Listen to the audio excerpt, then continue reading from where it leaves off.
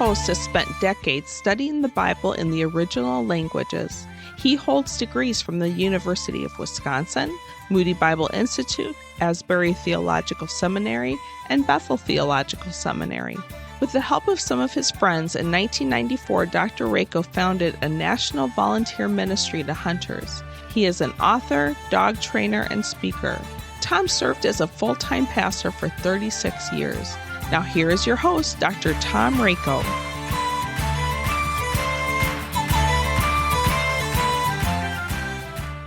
Thanks for joining us here on the Rock Dove Publications Quill. During today's program, we're going to be looking at warnings. I'll also be sharing from an upcoming book that'll contain a number of authors. And this entry is by Dan Ryks. He's a walleye guide.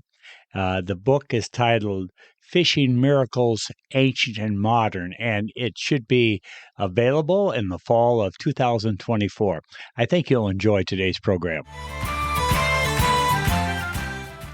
You know, today it seems like almost everything carries some type of warning.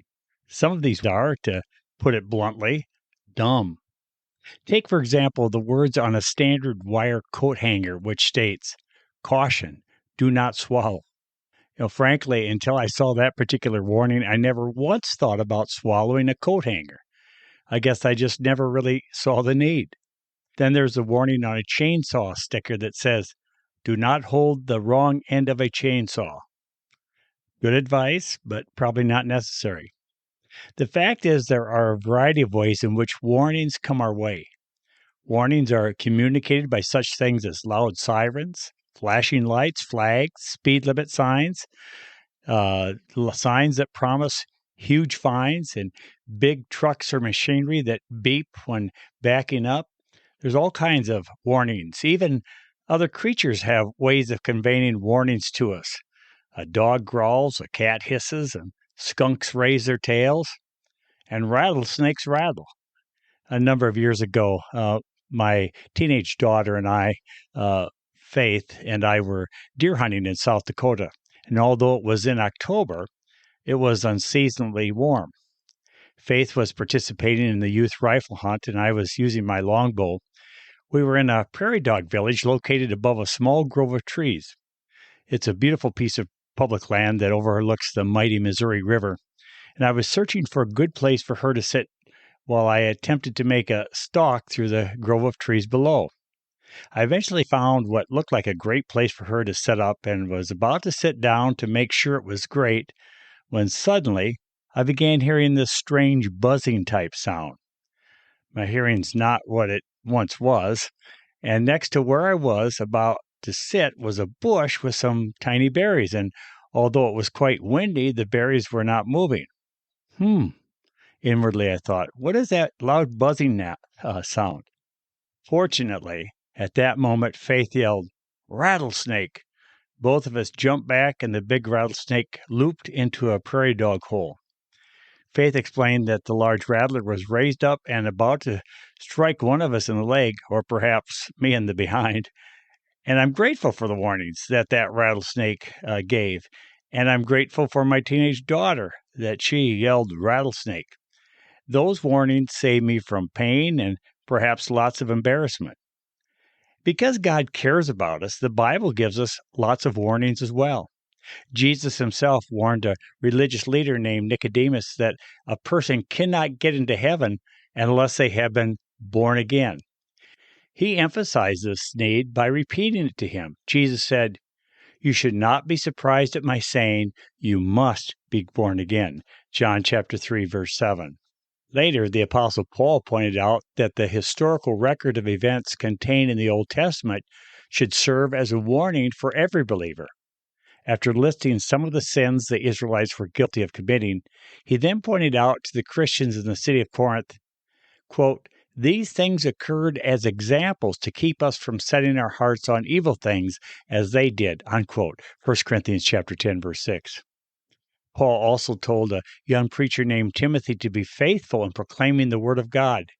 He then went on to explain why. He cautioned, "For the time will come when people will not put up with sound doctrine. Instead, to suit their own desires, they will gather around them a great number of teachers to say what their itching ears want to hear.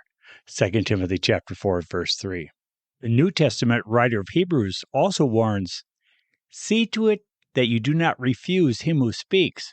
If they did not escape when they refused him who warned them on earth, how much less will we if we turn away from him who warns us from heaven?" Hebrews 12:25. Indeed, heavenly warnings should always be heeded. The disciple John warned of the need to be discerning. He said, "Dear friends, do not believe every spirit, but test the spirits to see whether they are from God, because many false prophets have gone out into the world." 1 John 4:1. He did not want his readers to be deceived. Some of us get so used to seeing warning labels that we regularly ignore them. Indeed, some of those warnings are silly. However, those from rattlesnakes and those especially from the Word of God should be heeded. I trust that you will listen and look for those warnings and walk in His ways today. We'll be right back after this.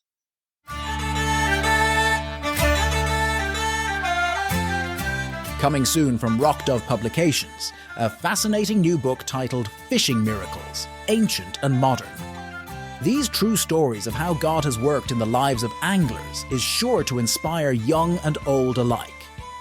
Discover how God used difficulties and even failures as a means of demonstrating His presence and power, not only in the past, but right up to the present day. Edited by Dr. Tom Rako. Fishing Miracles, Ancient and Modern contains stories written by various authors who share their supernatural experiences and encounters. The book also contains unique discussion questions with each entry. This makes Fishing Miracles an outstanding resource for individual or group Bible study at church, in the cabin, relaxing on a boat, or camped next to a fast-flowing trout stream. Watch for this new book coming soon on the Rock Dove Publications website, rockdove.com. Again, watch for Fishing Miracles, Ancient and Modern, by going to the Rock Dove Publications website, which is found at rockdove.com. Visit rockdove.com today.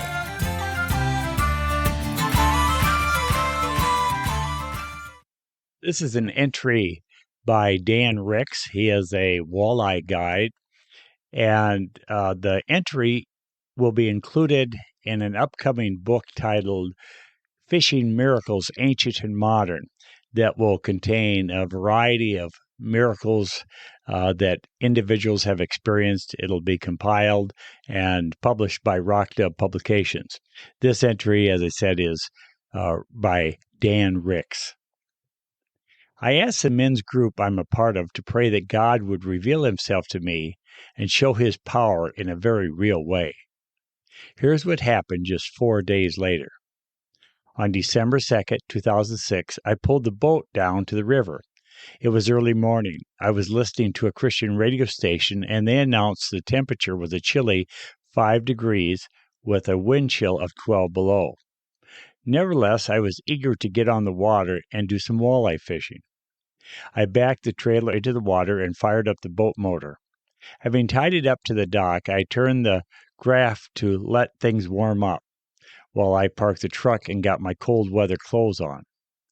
Walking back down to the boat, I slid most of the way on the ice that formed from pulling the trailer out of the water. The graph indicated the water temperature was 33.7 degrees. I thought, that's cold. It's going to be iced up soon. I headed upriver to a spot which the weekend before had produced some nice fish and plenty of action. I cranked the throttle wide open on the 60-horse and started breaking waves.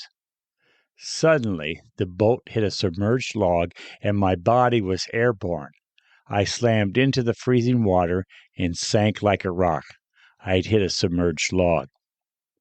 3 big strokes later, I broke the water surface and struggled to get a big breath of air, but then sank again. I fought to get off my big pack boots. When I got back to the surface, my limbs were numb and my face was freezing. My immediate thought was, get to the boat. But it was going wide open in a circle. I tried, but the waves the boat was making along with the waves from the wind were just too much. Also, I could very easily be run over by the boat. I turned and glanced towards shore, and it hit me. Oh my gosh, I'm going to die in this river over a bunch of stinking walleyes. For a few moments, I considered just breathing in water and letting myself drown. But I thought of my 3 grandkids, and I cried out to God, "Please, Lord, help me make it to shore, Lord. They need their grandpa." I flipped over to a back float and slowly paddled my way toward shore, trying my best to keep my head above water. My body was gasping and shaking due to the cold. I knew I had to get my breathing under control and try to relax. Waves of freezing water were crashing on my face. When I got water in my mouth, I swallowed it instead of trying to cough it up. I kept praying over and over again, "Lord, let me make it to shore." All of a sudden, I kicked the bottom and turned over and caught sight of 2 men on shore. They were yelling, "You can do it, come on." I got to about waist deep and I told them I couldn't go any further. My clothes were too heavy and I was overcome with exhaustion and cold. The 2 fellows ran in and got me up to the steps to a waiting squad car with the heat on high. The wife of one of the men who helped bring me out of the water got in the seat next to me and kept talking to me until the ambulance arrived. She told me she was making coffee when she heard a boat coming up river. She couldn't believe someone was out when it was so cold. She got to her dining room window just in time to see me fly out of the boat and hit the water. She screamed to her husband, "Oh no, someone just flew out of a boat into the water." She called 911, and the dispatcher told her not to watch because in that cold water he won't make it out. The Pierce County Water Patrol was called to drag for the body, and a Hastings, Minnesota ambulance was also called to pick the body up. She watched anyway while her husband and a neighbor friend ran down to the shore. At that time of year, there were no boats along the shore because they were all stored for winter. By the grace of God, they were there to pull me out of the water and help me up to the waiting squad car. After a short visit with the lady, the paramedics arrived and walked me up to the back of the ambulance. They stripped off my wet clothes and wrapped me in a pile of blankets. The paramedics were asking me questions and talking to me and laughing. I was telling them how big my God was and to call my wife to bring some dry clothes. When I got to the hospital, I was put in an air mattress that has thousands of holes which circulates warm air around the entire body. It's called the bear hugger, and it felt great. After being out of the water and under the bear hugger for an hour and a half, they took my core temperature, and it was still only 93 degrees. At 93 degrees, your organs are supposed to start shutting down. The doctor figured out my core temperature had been somewhere in the 80s when I was helped out of the water. While laying under the bear hugger, my daughter and grandson came to see me, and I was overwhelmed when I saw my grandson's face. Tears were flowing. It is hard to believe I almost lost my life and the privilege of having an impact on my grandkids' lives, let alone the rest of my family and friends. A Pierce County Water Patrol officer showed up to file a report and was amazed that I had survived. He told me that when the call came in stating that a guy flew out of his boat into the water and that he would need to drag for the body, he thought, "What in the world is a guy doing fishing on such a cold day anyway?" But when he was on his way to the river, he got a call that I had made it to shore and was on the way to the Hastings Hospital. After I was released from the hospital 5 hours later, my 2 sons-in-law and I went back to the river and retrieved the boat. The next day I couldn't move. I was sore from head to toe and had a hard time breathing. I ended up back in the emergency room. A week later, I was hospitalized again for further testing. After getting settled into my room, a nurse came in and stated, "You're that guy." I said, "What?"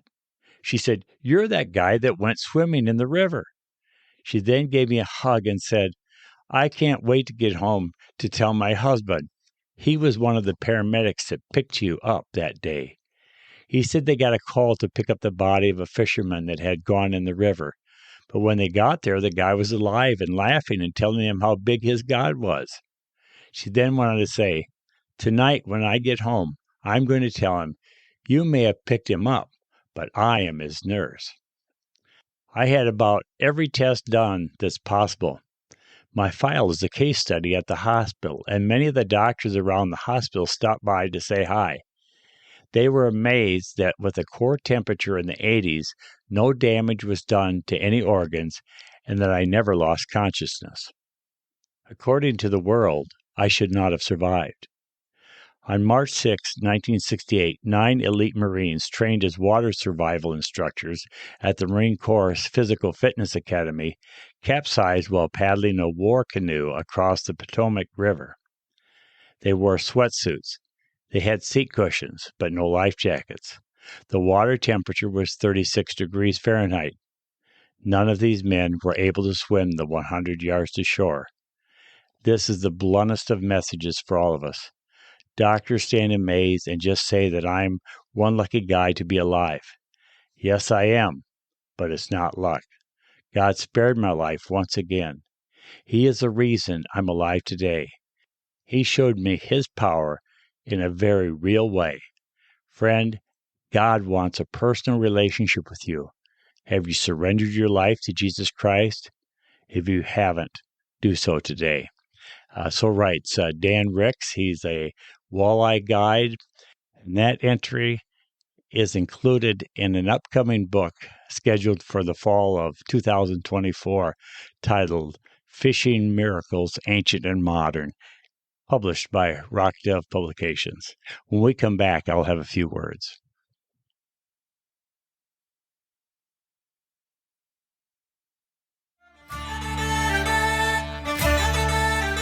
The Quilted Arrow, home of intelligent, stylish English pointers with bloodline streams from Hall of Fame champion Guard Rail. If you have a desire to one day own a classy American-bred English pointer, the Quilted Arrow periodically has puppies available. Contact the Quilted Arrow to find out more. Or perhaps you already have a young pointer that needs help in becoming all they were meant to be. With a little investment, you can become your hunting partner's favorite trainer. There is a limited opportunity for hands-on coaching, but no worries. You can also schedule some personal FaceTime coaching. Again, if you have a strong interest in one day owning an American-bred English pointer, or want to take the next step in helping your bird dog be all that they were created to be, visit the Rock Dove Publications website at rockdove.com. Don't delay. Visit rockdove.com today. Well, there's much more to Dan Ryks' story, how God worked in the lives of some of those that were involved in the rescue. And Dan would also be quick to tell you that he made some common foolish mistakes. He did not have the kill switch on when he was thrown out of the boat. The motor didn't shut down. He had a life jacket, but not on. And one of the other things that I know Dan regularly does now is when he wears his boots, he does not lace them up because in case something happens, he wants to get them off. But you know, God spared him, and he shares this story, and he has a really powerful testimony. And so this story and others will be in an upcoming publication titled Fishing Miracles, Ancient and Modern, how God has used fishing to reveal himself to individuals. Thanks so much for joining us here on the Rock Dove Publications Quill, and we hope you will join us again next time.